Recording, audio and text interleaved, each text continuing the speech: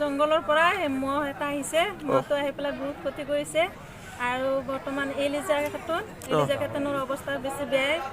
কেইজনত আঘাত কৰিছে এলিজা 4জনক আঘাত কৰিছে বৰ্তমান আমি জানাত 4জন এতিয়া জানৰ পথাৰত কৰবাত পৰি আছে যেন ক'ব পৰা নাই কাৰণ তালৈকে যাব পৰা 4জন কোন 4জন আছে আপোনাৰ জাফৰ আলী তেখেতৰ ৱাইফ এলিজা খাতুন পিছত জোৎস্না বেগম আৰু তেখেতৰ ছোৱালী চেহনাজ বেগম বৰ্তমান চামগুৰি হস্পিটেললৈ পঠোৱা হৈছে কেনেকুৱা অৱস্থাত আছে আমি ক'ব নোৱাৰোঁ মহ কেইটা ওলাইছে মই বৰ্তমান এটাই দেখিছোঁ ফৰেষ্টৰ মানুহ আহিছেনে নাই বৰ্তমান খবৰ দিয়া হৈছে অহা নাই আহি পোৱাহি নাই এই গাঁওখনৰ নাম কি গাঁওখনৰ দক্ষিণ চপতকাৰা সামগ্ৰী পৰিছে নেকি চামগুৰি ৰূপহী পৰিছে না কেইটা বজাত হেৰি কৰি আছে মহটো আহি বৰ্তমান 1.5 ঘণ্টামান হ'ব